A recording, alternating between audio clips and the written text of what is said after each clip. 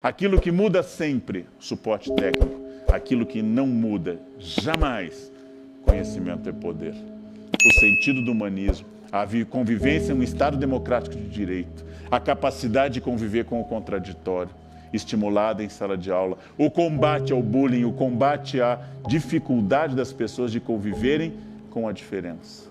E aprendi isso a duras penas, que o simples ato de fazer uma chamada pode ser da parte professora a autorização do bullying, quando você encontra aqueles nomes criativos que estão aumentando, com aqueles pais que esqueceram o significado de palavras como Pedro, João, Ana ou Carolina, e começaram a fazer nomes por aglutinação, justaposição, cada vez mais criativos, e ao ler aquele nome, o simples levantar da sua sobrancelha já vai dizer: eu noto que seu nome é estranho, está autorizado o bullying contra vocês. Então, trazer à tona essa humildade que eu estou descobrindo junto com vocês, eu estou tentando, e esse é o sentido de uma nova educação. A escola é essencial para desenvolver esse sentido. Então, não considerar a tecnologia uma inimiga, de jeito algum. A escola que se recusar a aceitar que o mundo é cada vez mais tecnológico, essa escola está ficando datada automaticamente. E jamais identificar na técnica a solução de todos os problemas. Eu sempre lembro aos meus alunos que eu formo na Unicamp, que a primeira rede educacional que investiu pesado em tecnologia e espalhou para cada escola do país um projetor profissional de cinema, que poucos cinemas tinham, para que cada escola do país tivesse, foi o ministro Goebbels na Alemanha nazista. Porque ele queria equipar a Alemanha com o que havia de mais moderno. E através da tecnologia mais recente, mostrar filmes antissemitas, violentos, assassinos, racistas e homicidas. A tecnologia é um martelo, que na mão de um assassino mata e na mão de um marceneiro constrói móveis. A tecnologia é neutra. Sou eu, professor, que vou dar sentido àquilo.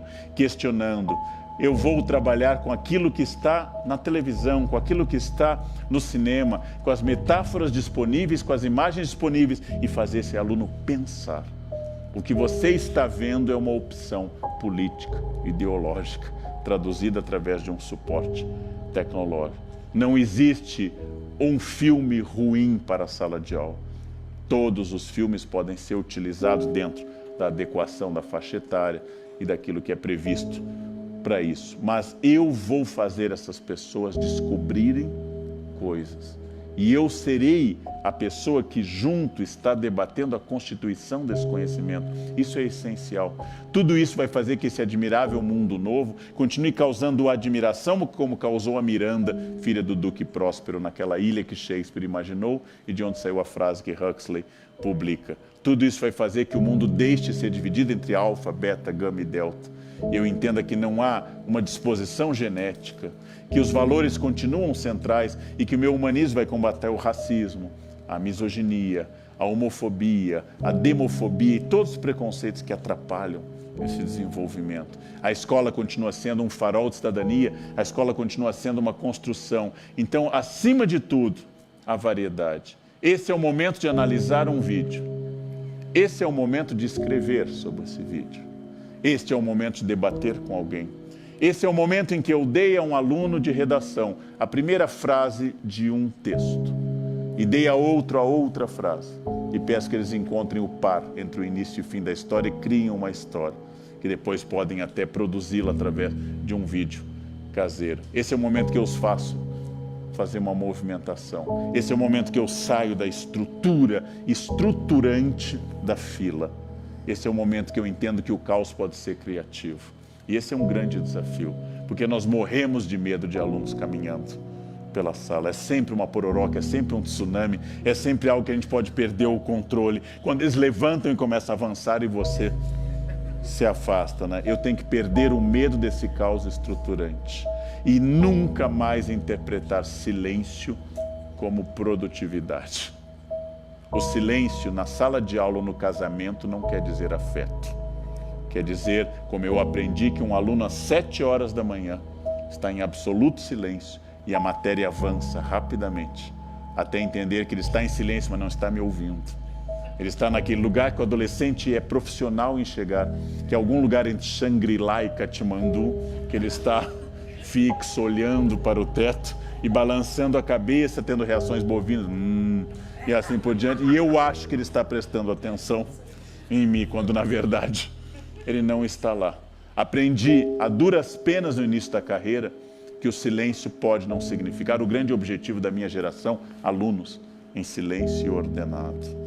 Ou seja, é isso que eu vou produzir, cada vez mais ser um professor inspirador, que aceita errar, que aceita buscar, porque é melhor hoje que você erre buscando do que acerte repetindo um modelo que já não fazia sentido há 20 anos. Hoje está completamente superado.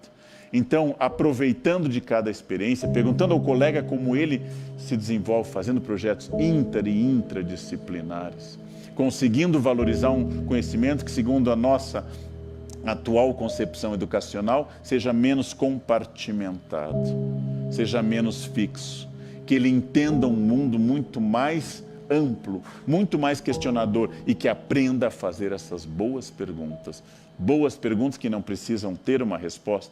Um professor de física meu do então segundo grau, hoje ensino médio, fazia na prova de termologia a seguinte questão: o inferno é exotérmico ou endotérmico? Bom, não há uma posição científica sobre o inferno, mas para poder responder a isso eu teria que saber sobre geração de calor e manutenção de energia e discutir o conceito físico de entropia. Ou seja, se eu quero ensinar que o acento gráfico em português vai cair sobre a sílaba tônica, eu recomendo em um livro que pegue o mais alto da sala e que ele leve um acento de uma privada. E que quando alguém pronuncie, cada um pronuncia uma sílaba, um diz paroxítono, o mais alto bate o acento sanitário. E a partir disso eu sei, o mais forte é o acento, é a sílaba tônica. Para eles pararem de colocar acento em melância ou econômia, que eles vivem colocando esse acento. Tem riscos? Tem. Aquele menino mais alto pode ser chamado a partir daí de privadão ou privado. Os pais podem ir à escola, podem dizer somos da igreja que combate a privada como obra de Satanás. Pode ser, tudo tem riscos, mas é melhor correr esse risco dentro do lícito e do ético do que, por exemplo, repetir aquilo que não dá problema, mas não dá resultado. Se o nosso objetivo é o pacto de mediocridade, ou seja, eu finjo que dou aula, eles fingem que aprendem, eu dou uma nota média alta para todo mundo e assim a gente vai levando até o final e no conselho de classe fica olhando para os colegas, se o nosso objetivo esse é fácil, porque o magistério é a função onde é possível se matar trabalhando ou não fazer nada, é uma função muito ambígua. Por quê? Porque quando o engenheiro erra, a ponte cai, ele é processado. Quando o médico erra, ele é processado imediatamente com a morte do paciente. Quando eu erro, meu aluno vai à presidência da República e ninguém pergunta quem deu aula para ser feliz. Quem deu aula para essa capivara? Não, ele vai longe. Esse é o lado bom, ninguém nos processa pelo resultado final. Ninguém processa pelo fato de que alguém está lá no Senado da República e não sabe que o pronome oblíquo não pode ser sujeito de uma frase, que quem ensinou essa pessoa? Não, esse é o lado bom, mas o lado ruim é que a gente não vê o resultado imediato. O lado ruim, como diz meu colega da Unicamp, Rubem Alves, é que nós plantamos carvalhos e não eucaliptos, nem bambus, nem grama. A gente não vê crescer. Por isso que aqueles que aqui são jovens e começaram há pouco, fica a minha recomendação.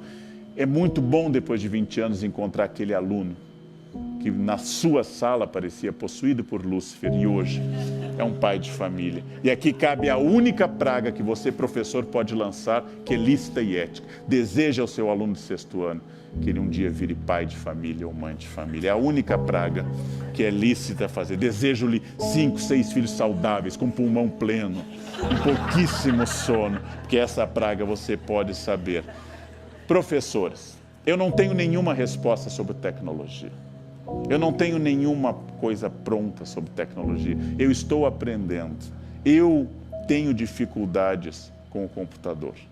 Eu tenho dificuldades com a navegação. Pergunto coisas óbvias à minha equipe que me dá a resposta. Não, mas isso é só acessar por tal lugar. Eu disse, claro, claro, por que eu não pensei nisso antes? Eu não tenho nenhuma fórmula para isso.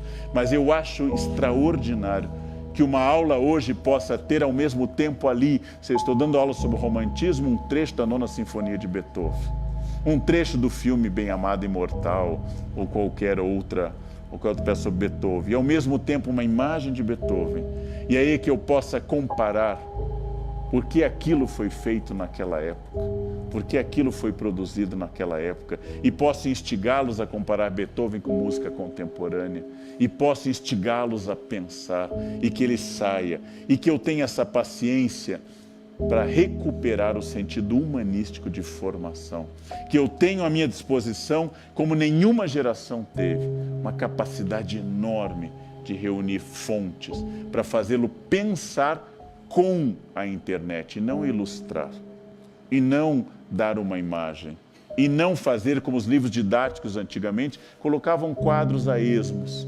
colocavam esquemas a esmo, sem preocupação, de fato, com a formação. Que eu entenda a tecnologia como parte constitutiva do meu saber, nunca perdendo de foco que meu objetivo não é navegar em 5G, que o meu objetivo é ensinar que o ser humano é insubstituível, que a vida é o valor maior, que todo preconceito é um defeito e que a democracia é aquilo que nós perseguimos.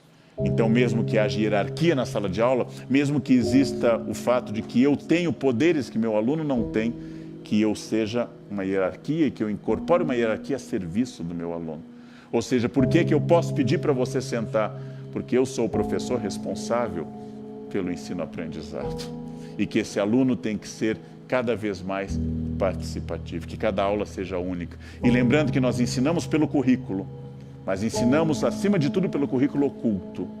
Então meu aluno esquecerá quais foram as grandes origens da guerra do Peloponeso.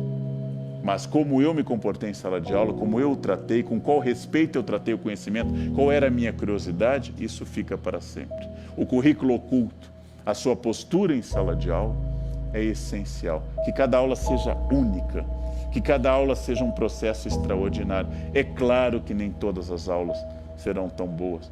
Todo mundo sabe que eu posso dar uma aula muito criativa e a seguinte vai ser leitura do livro didático, porque não é possível. Não é possível, dando 40 aulas por semana, que cada aula dessa seja uma acrobacia e que eu saia de lá como se eu fosse um membro do Cirque du Soleil. Não é possível.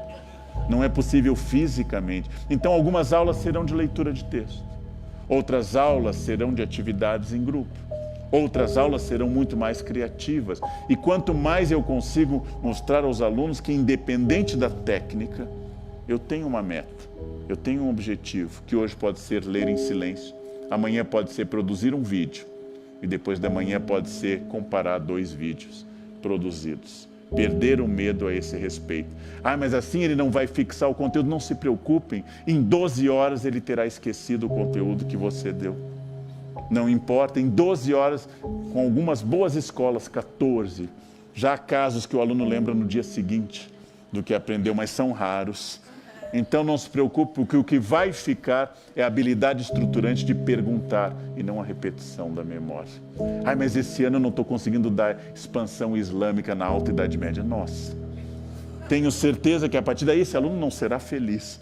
Apesar da imensa importância do islamismo na história e da imensa importância da expansão islâmica na Alta Idade Média, não é esse o foco.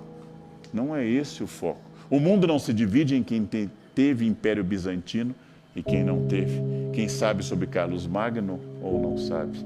O mundo não se divide dessa forma, mas a partir do conhecimento, eu produzo a capacidade de perguntar, levar adiante, estabelecer princípios. Isso é a questão maior. Recomendei a uma turma de professores de fundamental que, às vezes, se for o caso, existindo o clima e havendo o compartilhamento de algum sistema de fé, que antes de entrar em sala, eles deem as mãos, rezem o Salmo 23, o Senhor é meu pastor, nada me faltará. Ainda que eu entre no 6º ano, eu nada temerei, pus meu asilo. Não, diz, ou então preferem cair 1.000 à minha direita, 10.000 à minha esquerda, eu nada temerei. Se acham mais adequado, do fundo do abismo, clamo a vós, Senhor. Ou seja, é um processo difícil. E talvez seja o conselho que os alcoólicos anônimos nos dão. Só hoje eu vou entrar em sala de aula e não vou gritar com ninguém. Só hoje eu vou responder a seguinte questão, aquela que eu digo no livro Conversas com o Jovem Professor.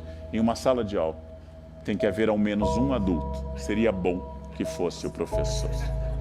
E se você consegue ser adulto durante 45 minutos com o 6º ano, você é quase um Deus. Você é quase um ser divino e iluminado, um Buda no nirvana pedagógico. 45 minutos, se consegui ensinar, usei um vídeo, apliquei, fiz alguma coisa, parabéns, você está lá.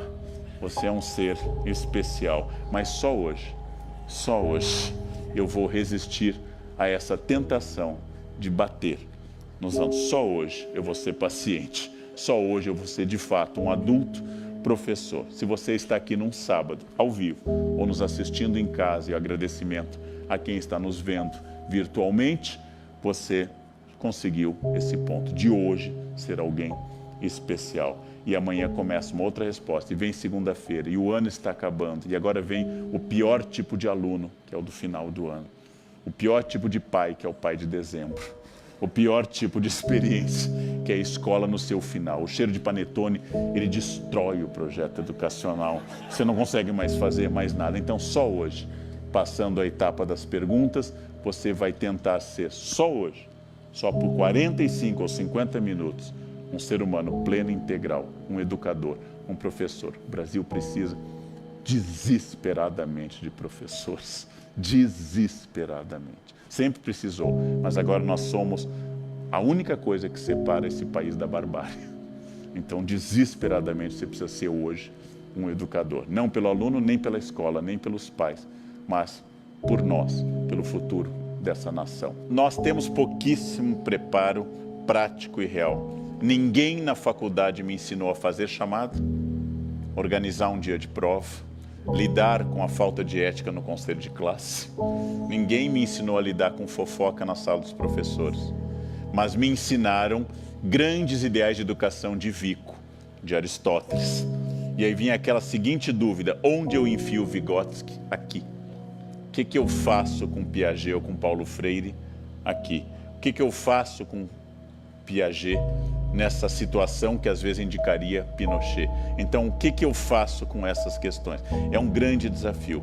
Lado positivo, vocês estão em Vinhedo, cercados de produtores de figo, de caqui e de uva. Há 50 anos, vocês estariam muito restritos a uma realidade de agricultura de cinturão verde de grandes metrópoles. Hoje, graças à internet, tudo o que acontece no Mar de Aral que secou pode ser debatido em Vinhedo.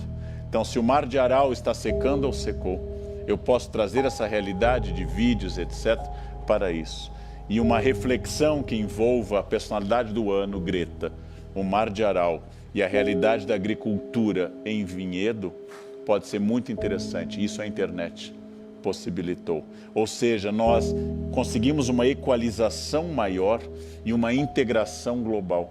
Se o aluno de Vinhedo não dominar questões globais, ele estará condenado ao localismo.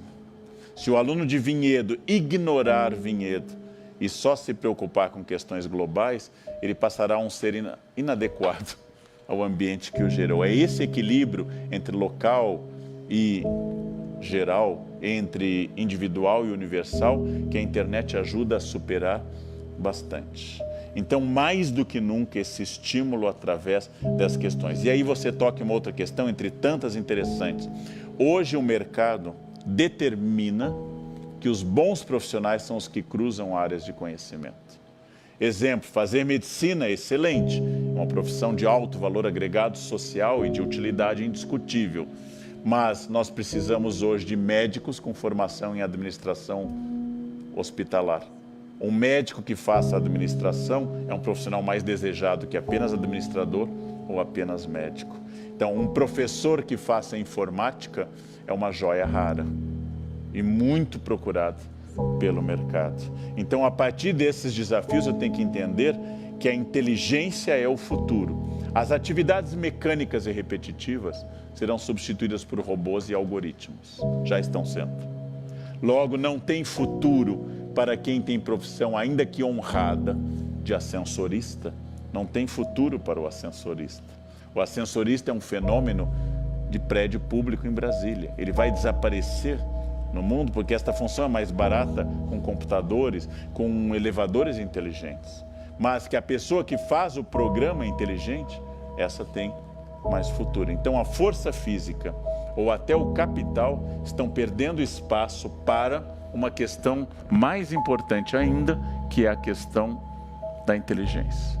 Por isso que a sala de aula tem que responder não ao adestramento, não ao comportamento Pavlov, que a gente estuda de apito e estímulo, mas ao pensamento, à inteligência. E isso no Brasil, país de desigualdades sociais extraordinárias, isso é a revolução educacional. A grande revolução do pensamento. E eu acredito bastante nisso. Por isso, quais são os aspectos ruins? Sabemos. Quais são os aspectos bons? Vinhedo vai estar integrado ao mundo. Meu aluno vai estar tendo acesso à mesma informação que um aluno em um grande centro metropolitano possa ter. E, acima de tudo, ele vai conseguir se conectar com o geral. Isto é muito bom. Então, aproveitar isso e jamais jogar a criança junto com a água suja do banho, que é um pouquinho a postura que em história nós chamaríamos de ludita. Os luditas eram trabalhadores ingleses do século XVIII que, vendo na máquina a causa do seu desemprego, invadiam fábricas e quebravam as máquinas. Nós temos até hoje muitos professores luditas, que ainda acreditam que a formação é feita pela cópia, pela motricidade fina do aluno calígrafo, que enche cadernos copiando, ou daquele aluno que me irrita, porque você escreve no quadro, quando você está exausto e termina, e diz, terminei junto com o senhor, me irrita tanto. Essa pessoa não dá um minuto, aquele infeliz, para eu sentar, para respirar. O que eu faço agora? Eu vou dizer, morra. O que você faz? Dá um minuto para eu respirar. Não. Então, aproveitem o que é bom, filtrem o que possa não ser bom, e entendam que nunca na espécie humana tivemos essa possibilidade, que o meu aluno, em uma escola pública de Vinhedo, possa acompanhar em tempo real o que está acontecendo no Mar de Aral. E possa, através dessa experiência lá distante, na Eurásia, possa refletir sobre o que pode acontecer em Vinhedo, com o uso extensivo, por exemplo, de água, de lençóis aquíferos para a agricultura. Essas são questões fascinantes e elas funcionam. Todo jovem hoje é ecologicamente mais engajado do que a minha geração. Todo jovem hoje tem mais informação ecológica do que a minha geração. Todo jovem hoje tem preocupação com a água, coisa que nós acreditávamos infinita e que nós sabemos que não é. Então, essas questões que são como fazer da internet um auxiliar, como fazer tecnologia não uma muleta, mas um caminho estruturante de uma humanização tecnológica, superando o nosso medo, desafio como educadores. Quando nós falamos que há um gap, que há um hiato, que há um abismo entre a tecnologia e o profissional, nós temos razão, mas nós temos que ensinar a fazer perguntas. Por quê? Porque isto nunca será superado. O fato de haver entre mim e a tecnologia um hiato não vai ser superado pela próxima geração, porque quando alguém que tiver 12, tiver 30, a tecnologia também vai estar mais à frente. A primeira pergunta que eu tenho que fazer, se isso não foi criado exatamente para favorecer o consumidor, ou seja, que você sempre esteja defasado, que haja um aparelho mais avançado. E eu vou mostrar exatamente que algumas dessas demandas são artificiais. Como eu disse a uma mulher que me vendia um celular novo e dizia, o senhor pode fotografar e filmar ao mesmo tempo? Eu disse, cite um exemplo que eu vá precisar disso, que mereça um investimento de $1000 preciosos, que são tempo de vida, para que eu precise. Mas a câmera é de última geração, eu não sou fotógrafo profissional, eu sou historiador. Então talvez eu não precise de uma câmera de última geração, e dado o estado atual do meu corpo e da minha pele, não é bom que ela tenha essa nitidez absoluta. Seria bom uma coisa um pouquinho mais esfumaçada, mais distante. Eu sou favorecido pela luz de velas ou pelo preto e branco, e não pela câmera de clínica dermatológica.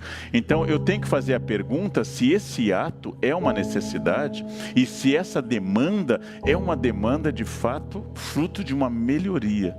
E às vezes, não assumindo a posição de ludita, entender que o lançamento de um novo produto digital é uma demanda do produtor em busca de consumidor e não do educador que reflete sobre isso. Então, eu sempre vou perguntar aquela pergunta latina clássica, cui bono? Para quem interessa? Quem ganha com isso? Cui, C-U-I, bono, B-O-N-O. A quem interessa isso? Essa é uma pergunta muito importante. Segunda questão que diz respeito a essa postura é torná-lo crítico em relação às coisas. Perguntar, não existe almoço grátis, dizem os americanos, e esse there's no free lunch é muito importante, porque ele significa que eu vou entender que nunca houve gratuidade. E que se alguém me oferece coisas de graça, eu tenho que abrir o olho ainda mais. Porque dizia minha avó imigrante que de graça só existe queijo na ratoeira.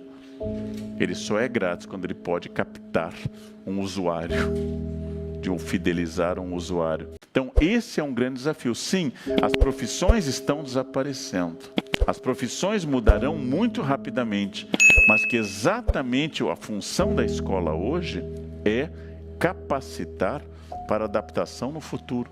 Que se eu não tivesse esse pensamento, eu estaria lá atrás pensando, nossa, o mimeógrafo desapareceu, o que eu faço agora? Eu aprendi a fazer matriz em 3 cores, aquelas lufadas de álcool às 6 da manhã, eu aprendi a isso. Eu tinha lâminas de retroprojetor com toda a história humana. Joguei fora em algum momento, não serve para mais nada. Agora, muito cuidado com a expressão sistema, porque o sistema não existe. Ele é formado por gente como nós. E por que nós, professores, rejeitamos tudo aquilo que nos pedem, e quando queremos fazer alguma coisa, a gente diz que não dá, porque é o sistema. O professor, por natureza, é um déspota esclarecido. Ele ouve a reunião, ele balança a cabeça, ele concorda com tudo, ele fecha a porta, fazer do meu jeito. Nós somos absolutamente despóticos. A gente concorda com tudo porque tem que sobreviver, tem emprego, tem conta. Concordamos com tudo, sorrimos para os coordenadores, aceitamos, dizemos que estamos aqui para isso mesmo, e aí fechamos a porta e fazemos do nosso jeito. Em primeiro lugar, vestibular da USP e da Unicamp, o da Unicamp que eu conheço bem por ser uma universidade, é cada vez mais próximo de uma proposta original do Enem, quando o Enem surgiu e deixou de ser conteudista. Então, se eu estou preparando para isso, não se trata mais de identificar no aluno qual é o livro da fase romântica de Machado ou da fase realista.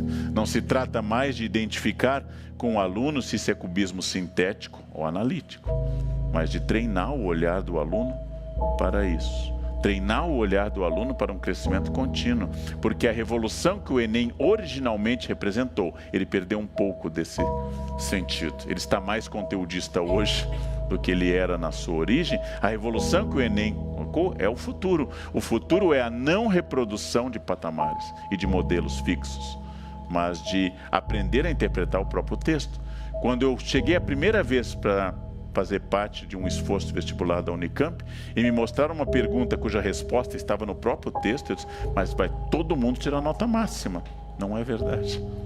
Simplesmente o fato da resposta estar no texto era um desafio para a maioria. Nesse primeiro patamar, que é identificar e interpretar o texto, sem nenhum recurso de hermenêutica avançada, eu já derrubo a metade dos alunos. Então nós estamos em um mundo que tem que aprender a lidar, a transcrever uma simples informação. Agora, não é mais possível insistir em um ensino baseado exclusivamente na memória. Nem o vestibular faz isso, nem o Enem faz isso. E acima de tudo, se o pai quer uma escola inteiramente conteudista, a escola tem que explicar que existem essas escolas e que elas formam servos e não pensadores. Elas formam gente para ser inserida. Another brick in the wall, como diria o Pink Floyd. Eu já visitei essas escolas, gente. São impressionantes. São máquinas de moer carne. São máquinas de moer carne. E essas escolas são complicadas a esse respeito. Ensino à distância, como todos os professores tradicionais, eu tinha muita resistência. Ao estudar mais, eu constatei que matematicamente o aprendizado médio do ensino à distância na faculdade, em alguns cursos, é muito parecido com o ensino presencial. Mas o ensino à distância, tal como presencial, pode ser ruim. Mas o problema não é ser à distância, é ser uma proposta caça-níqueis. Se a proposta é caça-níqueis, ou seja, a faculdade implementou o ensino à distância para ter mais alunos, pagando menos, com menos estrutura física, ele é ruim, mas não por ser ensino à distância, mas porque a faculdade é vagabunda. Não? E eu posso fazer um ensino à distância muito significativo. A pergunta é se os alunos têm a disposição e a metodologia de terem a disciplina de fazer o ensino à distância, que pressupõe um aluno mais autônomo. Na década de 70 e 80, uma das soluções para o ensino apresentado por muita gente, como Davi Ozubel, eram mapas conceituais em unidades autoinstrucionais. Então, o aluno do ensino público iria a uma cabine, ficar com módulos autoinstrucionais, fazendo sua própria avaliação. A ideia é boa, mas se houver fechamento de vagas, porque o ensino ficou à distância, vai aumentar a quantidade de pessoas elaborando material. Então, há áreas do magistério que têm uma carência de mão de obra brutal. Por exemplo, química para o ensino médio. Geografia tem menos professores do que história. Há outras áreas que estão muito atendidas. O grande problema de mercado é que nós continuamos formando muita gente e a pirâmide demográfica brasileira está mudando. Há menos filhos e menos jovens hoje do que no Brasil, que eu nasci na década de 60. Então, o que vai acontecer? Os professores têm que responder cada vez mais a um desafio da nossa profissão, que é nos tornarmos elaboradores de diretrizes, elaboradores de material didático, gravadores de vídeos, mesmo permanecendo o ensino presencial. Ainda há uma longa vida para o ensino presencial, mas a dificuldade, de novo, não é estar ou não presente na sala de aula, é se o projeto é bom ou ruim. Porque também há ensinos 100% presenciais que são uma porcaria. E não apenas em universidades privadas, universidades públicas também. A falta de qualidade, ela não é dada pela tecnologia ou pela ausência de tecnologia. Quando eu dei o exemplo de Goebbels, eu quis trazer à tona que eu posso fazer um péssimo ensino com muitos recursos tecnológicos. Eu diria isso no geral. Eu posso, como eu já assisti no sul do México, em Oaxaca, uma excelente aula dada por uma comunidade indígena debaixo de uma árvore. E eu já vi porcarias com lousas eletrônicas de $10 mil, que o professor escreve e vai aparecendo no tablet dos alunos, uma aula completamente fascista, completamente ruim, de enquadramento do pensamento e não de questionamento. Então, eu não ponho nenhuma fé mágica no aparelho, mas eu ponho muita fé na filosofia educacional, que pode ser à distância ou presencial. Ainda acho que um bom ensino presencial traz o desafio da sociabilidade, indispensável no ensino médio fundamental e talvez menos dispensável lá em cima. Mas me preocupa que hoje a maioria dos cursos de educação, a maioria matemática no Brasil, seja à distância e não se admita curso de medicina à distância. O que significa isso? Que eu posso formar um professor à distância, mas não um médico. Os médicos têm razão. A desconfiança deles é saudável. A desconfiança deles é saudável. Mas é porque nós consideramos que a pedagogia é mais barata, é mais vulgar e para a gente mais simples do que a medicina. Enquanto esse pensamento dominar, o problema não está no ensino à distância ou no ensino presencial, mas está no valor que eu dou ao professor. Se eu achar que um médico tem que ser formado de um jeito e um professor tem que ser formado de qualquer jeito, o problema está não na distância, mas na concepção do ensino superior. Infelizmente, os cursos de educação não atraem dominantemente os melhores alunos que cursaram o ensino médio. Quer dizer, não é o melhor aluno, meu sonho é fazer pedagogia. Não é isso, não é, o que é uma dor profunda para mim, porque deveria ser assim. Assim é na Finlândia, um dos nossos modelos educacionais. Infelizmente, o que funciona na Finlândia, funciona na Finlândia. Não adianta pegar o modelo finlandês e colocar aqui, né? O que precisa para dar certo não é apenas a sala de aula, mas uma sociedade inteira que valorize a educação. Estar numa escola pública e tem um projetor de multimídia em cada sala é extraordinário, porque nem todas as privadas têm. A Unicamp tem há pouco tempo, nas salas de aula, um projetor de multimídia. Faltou o cabo, pode-se invocar a padroeira da educação tecnológica, Santa Ifigênia, e ir lá. E, com as bênçãos de Santa Ifigênia, conseguir um cabo, se for possível. Ou ter como profissional de educação meu próprio cabo portátil, que eu levo em todas as salas quando isso é possível. É obrigação do Estado, sem dúvida. Mas a gente aprendeu que se a gente esperar o Estado, esperar o ministro da Educação entrar nas suas salas e vir aqui resolver o seu problema, talvez isso não ocorra imediatamente. Então, são questões muito importantes. Mas eu concordo inteiramente, a questão humanística. Exemplo, Alunos, peguem o seu celular se estiver conectado. Alunos, vejam um sistema de busca. Entendam que a palavra que você coloca não vai lhe trazer de forma neutra a resposta, mas que aparecerá em primeiro lugar quem pagou mais para estar em primeiro lugar. There's no free lunch. Entenda que não é um sistema neutro, que aquilo vai aparecer de acordo com uma inserção do mercado. Alunos, entendam que se você colocar a palavra em inglês, vai aparecer muito mais que em português, que o inglês é ferramenta indispensável. Eu não gosto dos Estados Unidos, morra, continua sendo indispensável. Ou seja, que é fundamental o domínio do inglês, a língua do mundo. É pouco provável que o português domine o planeta nos próximos anos. É mais provável que o inglês continue. Então já vai ter uma aula de ideologia e seleção de conteúdos no sistema de busca. E para parar de naturalizar o sistema de buscas. Ele vai entender que há uma enormidade de coisas e que o uso de palavras-chave vai identificar mais tal ou tal coisa, ou quem pagou para estar em primeiro lugar. Essa é uma grande aula. Só com o sistema de buscas. Essa já é uma grande aula.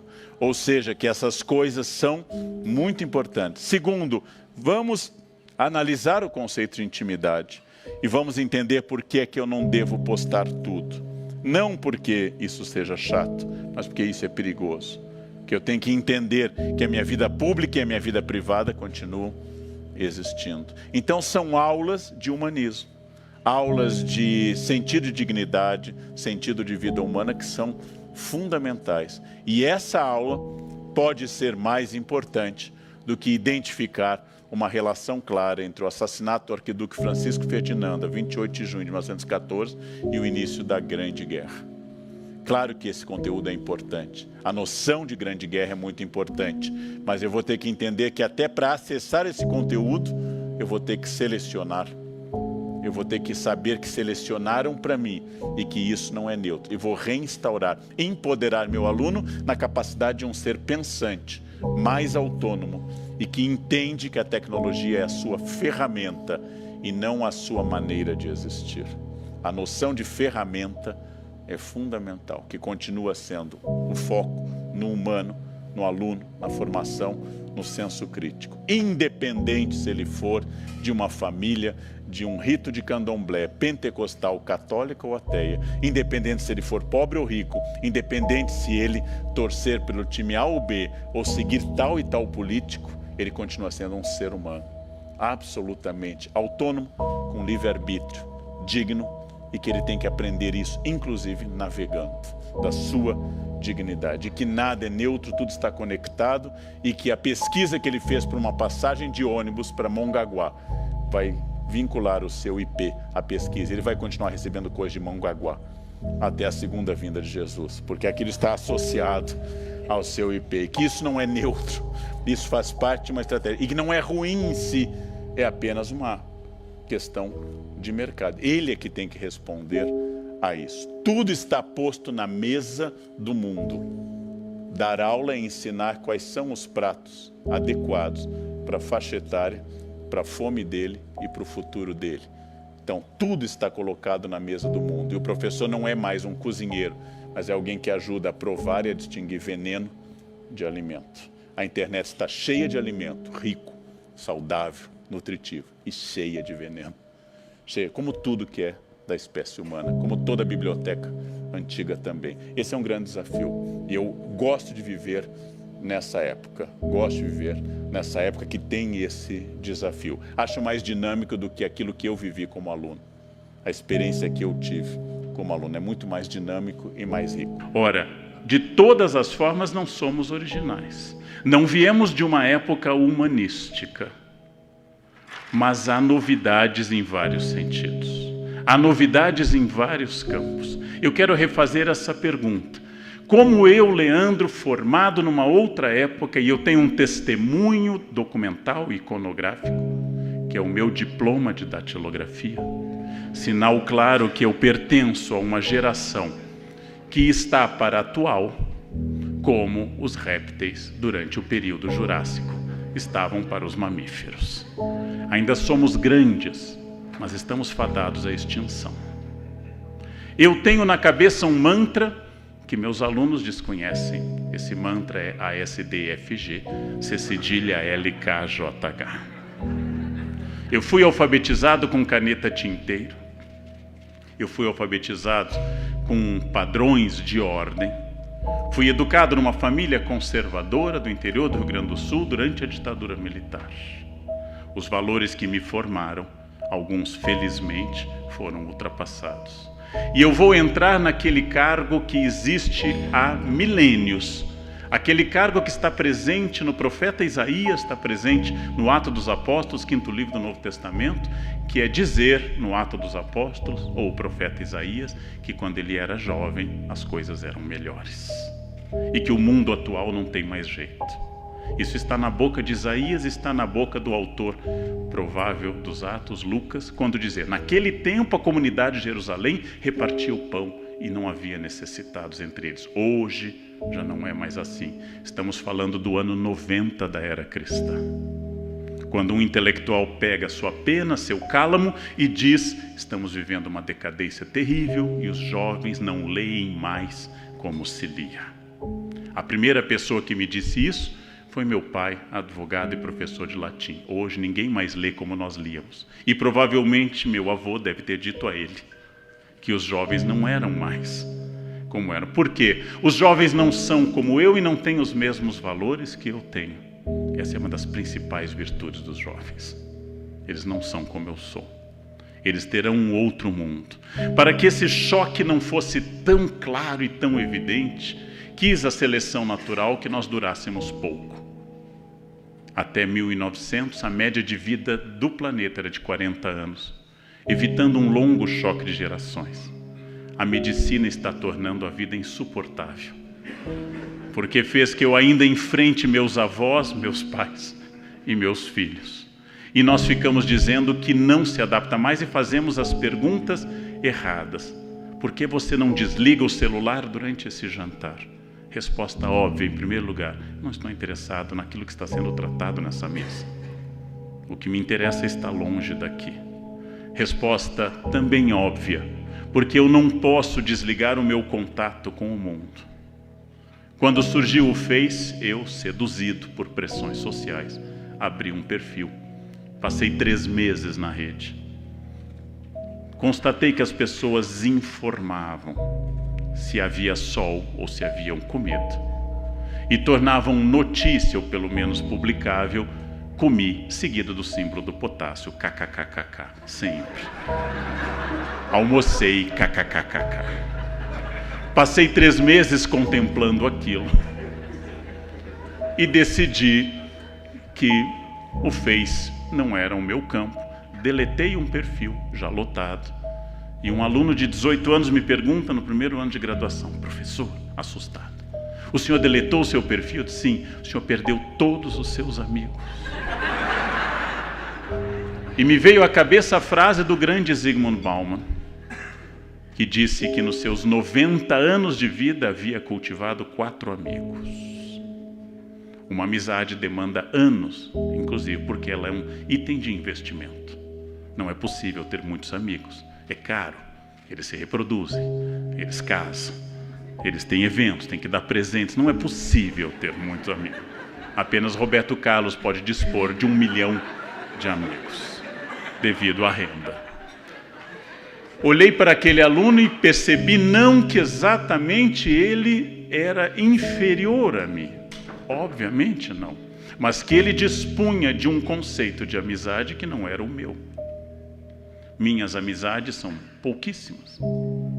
Eu tenho poucos amigos, muitos colegas e milhões de transeuntes, fantasmas, que voam pelos fótons das minhas relações pela internet. Ou seja, tínhamos diante de nós um desafio, e esse desafio era entender 2 conceitos de amizade. A tendência é dizer: no meu tempo, amigo era amigo. Bem, essa ideia de que amigo era amigo é uma ideia que está em Montaigne, na sua belíssima definição sobre seu amigo Etienne Laboissy, que, instado a dizer porque ele era amigo de Etienne, já falecido, ele diz: porque ele era ele e porque eu era eu. Bom, há uma noção de amizade filosófica, que é transformada pela maneira de eu me comunicar. E quando eu me comunico através da internet, eu crio e eu sou inimigo daqueles que dizem que os jovens estão menos inteligentes hoje. Eu sou um inimigo figadal dessa ideia. Dou aula há 34 anos e meus alunos não são menos inteligentes hoje. Eles são diferentes. São menos capazes de uma análise prolongada de um texto da complexidade semântica e léxica do Padre Vieira, mas são capazes de ler várias coisas ao mesmo tempo. São capazes de uma percepção muito rápida. Quando eu entendo isso, eu entendo como o meu texto, especialmente meus textos nos quais tento ser simples, como nas crônicas do Estadão, e recebo a notícia que eu estou escrevendo de forma parnasiana, porque eu usei verbos sofisticados como contradisse. Fulano contradisse Cicrano. Eu estou escrevendo para um público que morrerá comigo, provavelmente. Espero que um pouco depois, para que o dinheiro se estenda até o meu fim. Mas, quando eu consigo entender que através de imagens, de WhatsApp, esses jovens estão introduzindo uma outra maneira de pensar, e que isto não é inferior ao meu amado William Shakespeare, de quem sou admirador e tradutor, eu entendo que existem formas de comunicação. Mas nos dias de hoje, no século XVIII, os portugueses da época de Bocage se referiam uns aos outros como vossa mercê. Os portugueses do XIX se referiam como você. Os portugueses do XX introduziram com a internet o termo um pouco semita, porque omite as vogais, VC. Provavelmente nossos netos usarão apenas o som do V, seguido de carinhas multiplicadas. Essas carinhas constituem um código hieroglífico que é inacessível a quem fez curso de datilografia. Eu não consigo adicionar as carinhas corretas que expressem de forma complexa. Funciona como uma espécie de língua do P, que precisa de uma prática muito grande. Então a pergunta que eu faço é que as pessoas não estão mais próximas ou mais distantes. O mundo não era melhor sem a internet, e nem é pior com a internet. As pessoas estão diferentes. Ao fazer essa reposição da pergunta, eu começo a pensar de uma forma original. Sou chamado por empresas que me pedem o seguinte: professor, precisamos incentivar o empreendedorismo na empresa. Empreendedorismo, que é um grande conceito, mas que passou a ser tratado como uma teologia contemporânea, como a teologia da autoajuda e a teologia da prosperidade. Empreendedorismo, que é um conceito fabuloso a ser estudado e debatido, mas a empresa me chama, nossa empresa precisa de empreendedores. Primeira pergunta que eu faço aos que me contratam: se eles forem empreendedores, provavelmente sairão da sua empresa. Empreendedorismo e CLT não costumam andar na mesma via. A primeira medida de um empreendedor é não seguir as regras. Pensem fora da caixinha, eis um mantra que os RHs veneram. Mas se ele pensar fora da caixinha, a primeira caixa é a sua empresa. O professor deu uma palestra sobre criatividade, excelente tema e fácil de ser desenvolvido. Como você contratou seu funcionário? Ele teve uma entrevista. E nessa entrevista ele deveria estar vestido de que forma? É sabido que esse funcionário candidato deveria estar com um terno sóbrio, escuro, uma gravata moderada, sem nenhum adorno, piercing ou tatuagem, e se fosse uma mulher, um taier preto. Uma homenagem ao comum, ao trivial e ao esperado. Você selecionou esse determinado comportamento, o comum, o esperado e o trivial, e agora quer que ele seja criativo. Não há uma contradição entre seu processo seletivo e o produto desejado. Se você queria alguém original, por que escolheu alguém mais ortodoxo que uma pomada minâncora? E saber o que eu acabei de falar já é sinal de idade. Pomada minâncora. Podia ser pó granado também. Ou seja, há uma contradição entre o que esperamos e o que fazemos, há uma confusão entre fidelidade à empresa, responsabilidade, pontualidade e empreendedorismo. Há uma confusão entre nós que pensamos um mundo que deve ter todas as virtudes do mundo antigo. Por exemplo, aquelas que o chefe do Departamento de Imprensa e Propaganda da ditadura do Estado Novo, Lourival Fontes, colocava nas carteiras de trabalho e que exaltava o trabalhador a ser alguém que ficasse sempre na mesma empresa. Uma determinada empresa aqui de São Paulo, de grande expressão nacional, me chamou e falou de um problema que eles têm, um problema que não vem ao caso identificar a empresa, mas eles selecionavam seus diretores a partir de uma forma endógena, ou seja, quem entrou ali como office boy terminaria na presidência. O problema é que as gerações milênio, X e Y, não têm mais um projeto de 30 anos numa empresa. E talvez não possam ter. O que estará vivo e atuante daqui a 30 anos, eu não tenho a menor noção, porque pela primeira vez na história, a aceleração é de tal forma transformadora que os paradigmas não mudam mais de uma geração para outra, mas mudam dentro de uma mesma geração várias vezes. A conversa que você tem com você mesmo é muito importante, chama self-talk. Você já percebeu, você que está aí me assistindo, você já percebeu que à medida que eu vou falando, tem uma voz aí dentro da sua cabeça, fazendo comentário, eu concordo com isso, eu discordo daquilo. Desde o momento que eu comecei a falar, você começou a ter um diálogo com você mesmo. Esse diálogo aí, vamos conversar sobre ele. A pergunta que eu tenho para você é muito simples.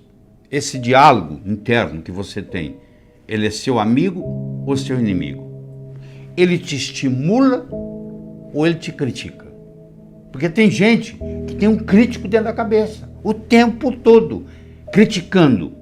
Pode ser a voz da mãe, pode ser a voz do pai, pode ser a própria voz, mas é uma voz que está com você, não interessa onde você vai, é você prestando conta para você mesmo. Então você tem que fazer um cancela e aprender a tratar você com amor. Você cuidando de você. Se você não cuidar de você, quem vai cuidar de você? Você que vai cuidar de você. Então você tem que aprender a se comunicar com você mesmo. Essa comunicação interna, ela te traz tranquilidade. Enquanto você estiver criticando você mesmo, não tem jeito. Tem gente que está sempre pondo alguma coisa na lista para fazer, não acaba. Essa lista nunca acaba, não tem hora, é a lista, mas é o próximo. Você entendeu? Então, a comunicação com si mesmo faz uma grande diferença no sucesso. Pelo contrário, sabe o que vai acontecer? Você vai ter sucesso, mas você não vai ser bem sucedido, que não é a mesma coisa. Eu posso ser um grande cantor ou um grande jogador de futebol. Eu posso ter sucesso, mas não significa que eu sou bem sucedido. Como é que está a minha vida familiar, minha vida social, como é que está a minha saúde, como é que está a minha vida espiritual. Ser bem sucedido é muito diferente de ter sucesso. Você pode ter sucesso numa coisa, mas aos 40 anos de idade você está infartado. Será que valeu a pena? Não é isso que eu estou discutindo aqui. Eu estou discutindo é você ser bem sucedido, que é muito mais do que simplesmente ter sucesso. Uma crença, uma vez estabelecida, tem como função única e exclusiva se perpetuar. Olha que forte é isso. Uma crença, uma vez estabelecida, tem como função única e exclusiva se perpetuar. Tanto é que na última discussão que você teve, quem é que estava certo? Claro que é você. O outro que estava errado. Aliás, sempre o outro está errado, você já percebeu isso? Porque você está discutindo do ponto de vista da sua crença. Aí não te falei? A crença tem que falar assim, ó, se você estiver menstruada e pisar no chão frio, você vai gripar. Aí você, tá vendo aí? Gripei. Se você acreditar que vai gripar mesmo. Se você achar que uma rajada de vento te gripa, eu fico imaginando o cara que mora lá no deserto, está no oásis, com aquelas rajadas de vento 24 horas por dia, ia viver gripado. Mas lá ele não tem essa crença, porque lá não dá para ter essa crença. Ele não viveria.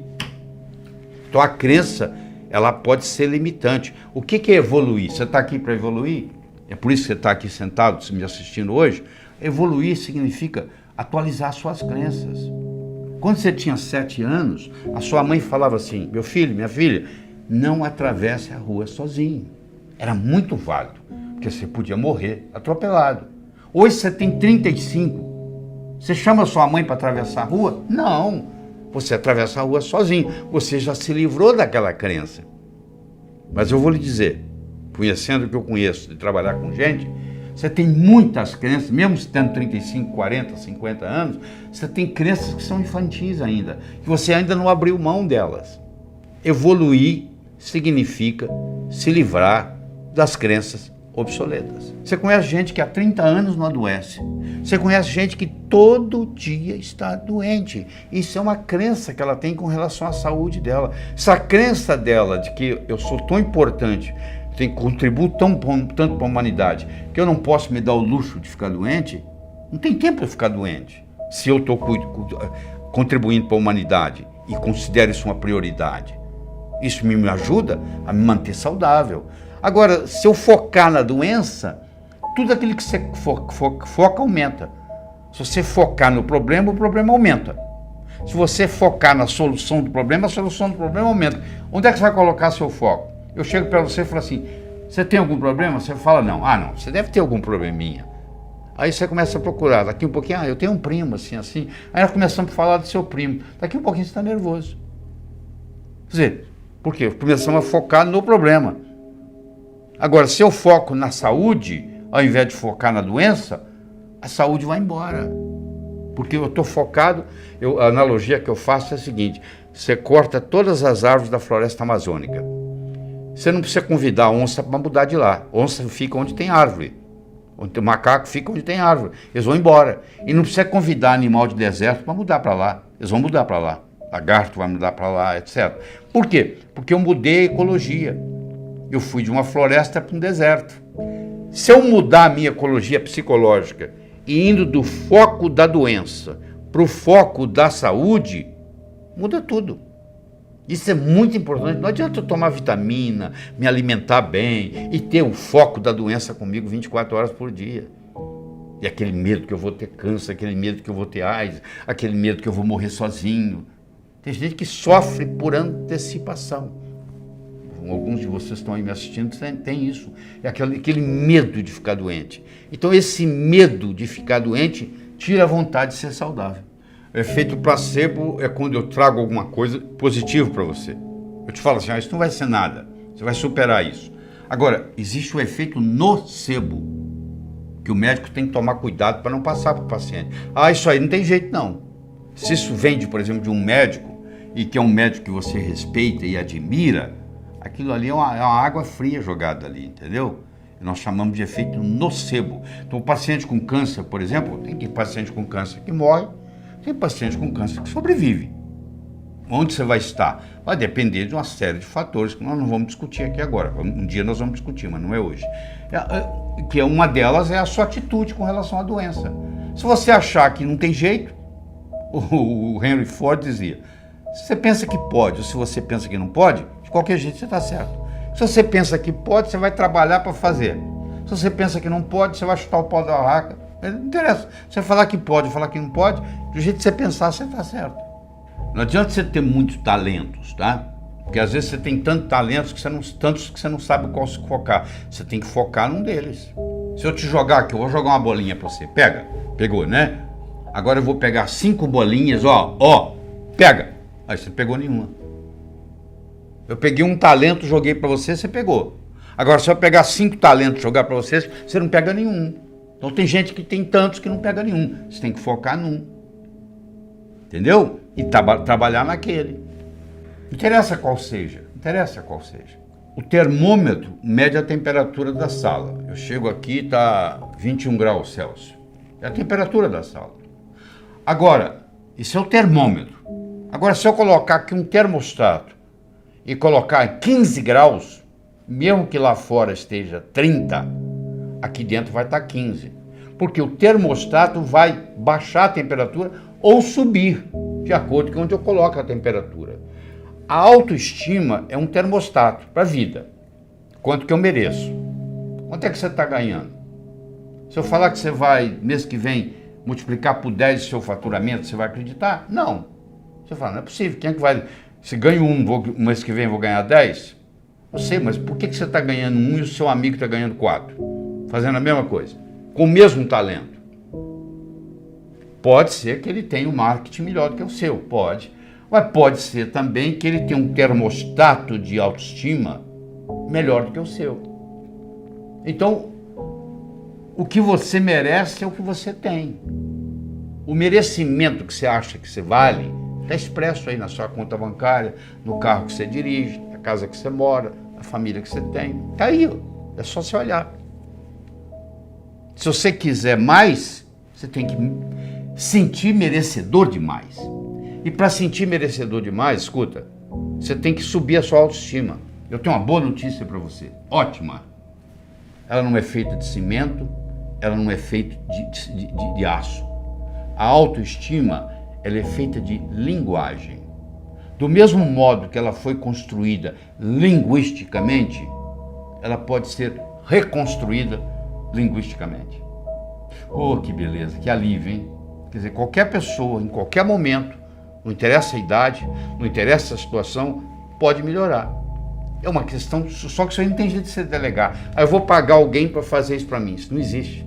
Você vai ter que evoluir. O sucesso está aí dentro, ele tem que sair. Daí você tem que fazer isso ser externado. Entendeu? Eu posso me sentir muito bem e tá dentro do quarto do John, que era, né? Do Jack. Do Jack. Tá dentro do quarto do Jack. Não posso fazer nada, porque eu tô preso no quarto do Jack. Mas como é que eu transbordo isso para o mundo? Eu transbordo isso para o mundo via comunicação. Eu posso ter 2 indivíduos que têm um QI de 145, quase gênio.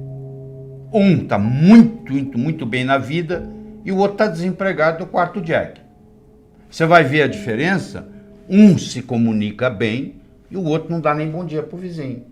Então, no momento que você melhora a sua capacidade de se comunicar, você passa a valer mais no mercado. Essa é a realidade. A sua vida, ela é um equilíbrio entre a razão e a emoção.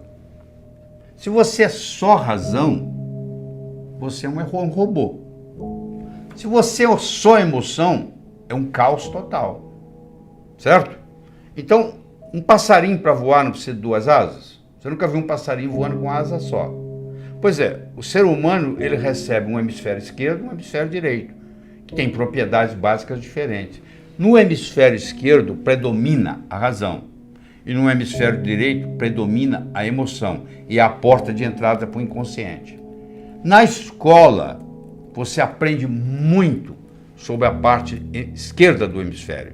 Você aprende matemática, você aprende português, você aprende inglês, você aprende geografia. Tudo isso é parte esquerda do cérebro. Agora, a imaginação, a visualização, a emoção, tudo está do lado direito. Que você brincando, enquanto você brinca, por isso que é importante a criança ter a fase de brincar, você está desenvolvendo essa parte direita. Só que chega lá na frente, o que acontece?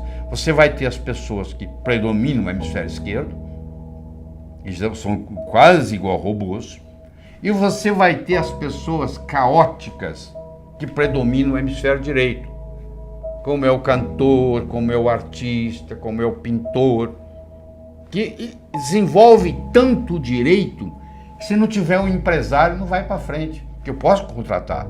Eu posso ter um hemisfério direito desenvolvido, ter uma criatividade muito grande, mas eu sou desorganizado, eu sou caótico. O que eu faço? Eu contrato um secretário, uma secretária, que vai administrar essa parte para mim. Contrato um empresário que vai cuidar dos meus shows. Então, eu deleguei aquela parte totalmente, eu não sei de nada. Onde é que eu vou estar hoje à noite? Fala que estou lá. Me leva lá. Me põe no palco, que eu canto. Você entendeu? Agora, o ideal é você não precisar de empresário. É você mesmo administrar a sua vida. E para isso você vai ter que trabalhar tanto com o seu hemisfério esquerdo quanto o direito.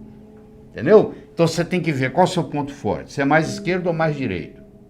Bom, se você é mais esquerdo, provavelmente você vai ganhar dinheiro numa profissão mais de esquerda. Mas isso não quer dizer que você não possa desenvolver o seu direito como hobby. E aí, à medida que você vai fazendo isso, você vai equilibrando o processo. Tá? Então esse equilíbrio é muito importante. Eles fizeram um trabalho em Harvard em 1953. Eles pegaram todos os formandos da Universidade de Harvard e perguntaram para eles assim, o que você vai fazer nos próximos 6 meses, próximo ano, próximos 5 anos, próximos 10 anos, próximos 15 anos, próximos 20 anos. A grande maioria, como acontece aqui no Brasil, não tinha nada por escrito. Não tinha nada, não tinha nenhum... Ah, não sei, eu vou ver o que vai acontecer. Eu vou deixar a vida me levar, né? Mas 3% daqueles estudantes, eles tinham por escrito o que eles iam fazer com 6 meses, com 1 ano, com 5, com 10, com 15, com 20 anos de formado. Em 1973, eles pegaram aqueles que ainda estavam vivos e fizeram uma avaliação. Então, aquele grupo que tinha por escrito era 3%. Valia mais do que os 97% junto em todos os aspectos. Então, eles viram se a inteligência era diferente? Não. O background familiar era diferente? Não. Tudo era igual. As notas que tirava na escola, a única diferença que fazia diferença é que eles tinham por escrito. Então, os nossos, por isso que uma empresa multinacional, ela pega os objetivos do ano que vem e coloca até setembro por escrito. Tem que estar ali no papel. Então, é muito importante você colocar no papel aquilo que você quer para 2019. Não é só na hora da passagem lembrar disso. Aquilo tem que ser recordado com frequência. Você tem que colocar ali e você tem que datar. Como é que você transforma um sonho em uma meta? Você coloca uma data. Tudo aquilo que você colocou na categoria de algum dia não vai acontecer. O cérebro fala, tá bom, o dia que algum dia chegar, você vai no calendário, onde é que está algum dia? Não está lá. Não tem no calendário, não existe. Então você tem que colocar uma data. Eu vou emagrecer tantos quilos até a data tal. Eu não estou garantindo que você vai emagrecer. Eu estou te dizendo que a chance de você emagrecer aumentou 20 vezes, se você colocou a data. Porque ela deixou de ser um sonho e passou a ser uma meta. E você nunca pode esquecer a diferença entre meta e finalidade de vida. Deixa eu explicar. Você está em Nova York, você quer ir para Chicago. Você pega seu carro, seu avião, dirige, vai para Chicago. Chegou em Chicago. Você está em Chicago, você fala assim, eu quero ir para Los Angeles. Você vai para Los Angeles. Chegou em Los Angeles.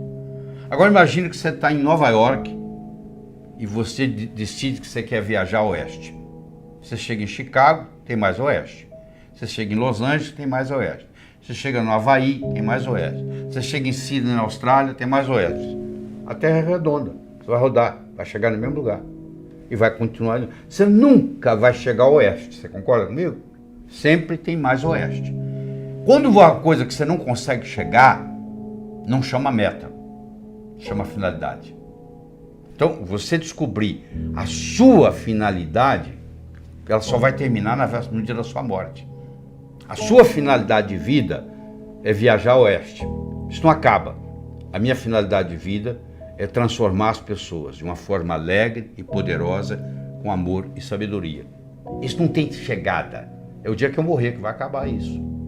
Entendeu? Então eu tenho que ter metas a curto, a médio, a longo prazo. Tem que ter os 3 tipos de metas. Eu tenho que ter elas por escrito. E eu tenho que descobrir qual é a finalidade de vida que está por trás dessas metas. Porque a finalidade de vida, ela te valoriza a sua meta. Vou dar um exemplo. Você imagina uma bolinha que eu jogo para você, você joga para mim, eu jogo para você, você joga para mim, eu jogo para você, você joga para mim. Começou a ficar cansativo, né? Mas se eu chamasse de tênis, mudou, né? Milhões de dólares por trás. Enquanto era uma bolinha para lá e para cá, você não estava dando valor. Na hora que eu falei tênis, mudou. É assim, uma meta que talvez não tenha importância, mas se ela está encaixada dentro da minha finalidade de vida, ela valoriza. E eu vou estar disposto a ter mais esforço para que ela aconteça. O segredo não é você reinventar a roda, é fazê-la girar mais depressa. Porque alguém já veio antes, já deu uma de bandeirante, já abriu a picada na mata, já abriu o caminho, entendeu? O caminho está pronto, é só andar, seguir. Era uma vez, numa pequena ilha da Grécia, havia um sábio, famosíssimo. Famoso porque até aquele dia, todas as perguntas feitas a ele, ele soube responder. E a fama dele transcendeu a Grécia. Vinha gente de longe. Mas um dia, um adolescente, conversando com um amigo dele, adolescente, disse, eu acho que eu sei como é que eu vou enganar esse sábio. Eu vou pegar um pequeno passarinho, vou esconder nas minhas mãos, vou levar para ele e vou perguntar se está vivo ou morto. Se ele falar vivo, eu vou espremer e deixar cair morto nos pés dele. Se ele falar morto, eu vou abrir a mão, vou deixar o passarinho voar. Não interessa o que ele responder, dessa vez ele vai errar. Mas você imagina, o adolescente pegou o pequeno passarinho, colocou nas mãos, foi até o sábio, olhou para o sábio no olho e disse assim, sábio, diga-me, o passarinho nas minhas mãos está vivo ou morto?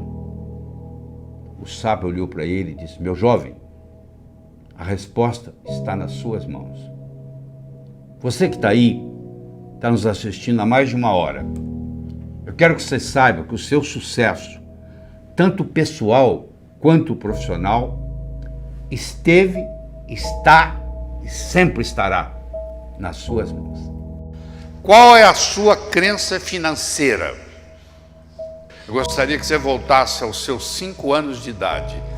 Lembra onde é que você estava, onde é que você morava, como é que era a casa, como é que era a família, como é que era o irmão que você tinha, irmã que você tinha, como é que era o jantar na nossa casa, quando você tinha 5 anos de idade. Imagine você sentado na mesa de jantar, com seu pai, com a sua mãe, com seus irmãos, você com 5 anos de idade. Volta lá no tempo. Provavelmente seu pai estava sentado na cabeceira da mesa, provavelmente sua mãe estava sentada do lado, e vocês estavam todos sentados em volta na mesa. E um dia seu pai fala assim, meus filhos, presta atenção no que o pai vai falar. É preferível ser pobre e honesto do que rico e desonesto. Você, com 5 anos de idade, você não vai levantar a mão e falar, papai, existe pobre honesto, existe pobre desonesto, existe rico honesto, existe rico desonesto. Não há, papai, nenhuma correlação entre pobreza, riqueza, honestidade e desonestidade no mundo. Você não tem a vivência com 5 anos de idade de fazer isso, de ter esse jogo de cintura. O que você faz? Você põe aquilo na sua estrutura psicológica. É preferível ser pobre e honesto do que rico e desonesto. Passam-se uns anos. Você agora tem 35 anos de idade. Naquela época você tinha 5. Agora você tem 35. Você começou a ganhar dinheiro na sua vida. Aí você começa a ganhar dinheiro, de repente você perde o que você ganhou. Aí você começa a ganhar dinheiro, de novo você perde. Você conhece gente que fica rico e perde, fica rico e perde, fica rico e perde. Ele tem essa síndrome. Ele fica rico, mas aí lá no inconsciente, ó, lembra que rico é desonesto? Então eu estou ficando desonesto. Eu não quero ficar desonesto. Deixa eu perder o dinheiro. Isso acontece tudo a nível inconsciente. Então eu crio um processo de autossabotagem. Eu vou me sabotando. O meu amigo ficou rico, está lá muito bem, obrigado. O outro ficou e eu fiquei para trás. Por quê? Porque eu tenho uma crença obsoleta trabalhando comigo, que não me deixa ir para frente. Eu só oscilo. É a cadeira de balanço aqui, ó. Eu ganho, eu perco. Eu ganho, eu perco. Eu ganho, eu perco. Está entendendo? E você deve estar lembrado que na hora do jantar você podia falar de muita coisa, menos de dinheiro. Você nunca teve uma conversa de dinheiro na mesa do jantar. Você vai para a escola e lá falava-se de dinheiro? Não. Se a professora primária sua soubesse, tivesse uma inteligência financeira, ela não seria professora primária. Estaria fazendo outra coisa. Você sabe o quanto pouco ganha uma professora primária. Entendeu? Então, você não aprendeu sobre dinheiro em casa, você não aprendeu sobre dinheiro na escola. Se você não tivesse aprendido a ler e escrever em casa, se você não tivesse aprendido a ler e escrever na escola, você hoje seria um analfabeto. É o que você é financeiramente, analfabeto. Você é analfabeto financeiramente falando. Então você toma cuidado, porque quando você começa a ganhar dinheiro, você acaba perdendo por não saber o processo financeiro. Alguém vai administrar a sua clínica e alguém vai roubar o seu dinheiro. Você entendeu? Então olha como que isso é. Então você tem que mudar a sua crença financeira. Não tem nada errado você ganhar dinheiro, contanto que seja consequência. Eu não estou falando para você enganar ninguém. Não estou falando nada disso. Eu estou falando que tudo que é combinado não sai caro. Você tem que trabalhar eticamente.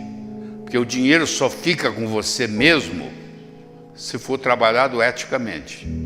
Se não for trabalhado eticamente, você vai pagar no final da vida com a doença e você vai gastar aquele dinheiro que chegou para você não honestamente. Cuidado com o dinheiro que você recebe. Não deixe estragar o seu bom dinheiro. Se um cliente não está satisfeito, devolve o dinheiro dele. Porque eu não quero esse dinheiro contaminado com a raiva do cliente. Isso vai atrapalhar o meu dinheiro, que é puro. Então qual é a pureza do seu dinheiro? Se você ganha dinheiro enganando os outros, espera, vai chegar. A hora da cobrança vai chegar. Você vai gastar esse dinheiro com doença.